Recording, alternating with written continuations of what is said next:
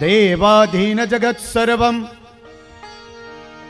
આ જગત કેને આધીન છે? તો કે દેવને આધીન છે. દેવાધીન જગત સર્વમ મંત્રાધીનશ્ચ દેવતા.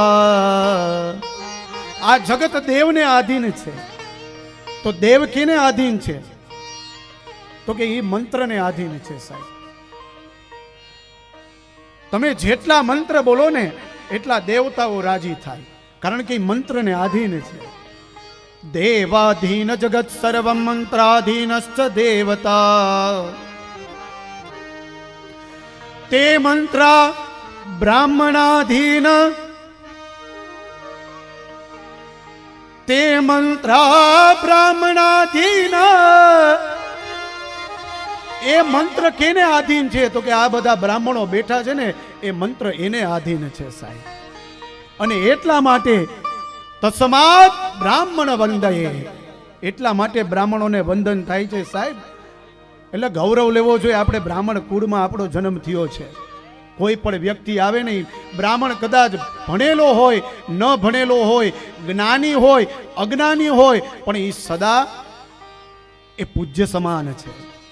ભાગ્યમાં હશે ને એ તો તમારા પાસે આવશે જ, એ ક્યાંય જશે નહીં. સાહેબ, અને માગવું તો નહીં જ. મર જાવું પર માગું નહીં, અપને તન કે કાજ. માગવું નહીં, પણ આપણા ભાગ્યમાં હશે ને એટલે આપણને ગમે ત્યાંથી મળી જશે. દેવાવાળો છે દ્વારકાધીશ. સાહેબ, એ ગમે ત્યાંથી તમને આપશે. અરે કોઈ પણ રૂપમાં આવી તમારી પાસે આવી અને તમને આપી જશે. તો બ્રાહ્મણ સદાની માટે વંદનીય છે. બીજી એક વાત એ પણ કહું કે બ્રાહ્મણની પાસે કદાચ સોનાનો વાટકો હોય ને તો એ ગમે તે જગ્યાએ જઈને માગી શકે છો. એ હક ભગવાને આપ્યો છે. આપણે લોકો પાસે માગીએ એની કરતા ભગવાન પાસે ન માગીએ. સાહેબ, તો દેવાધીન જગત સર્વ મંત્રાધીનશ્ચ દેવતા. તે મંત્ર બ્રાહ્મણાધીન તસ્માદ બ્રાહ્મણ વંદયે.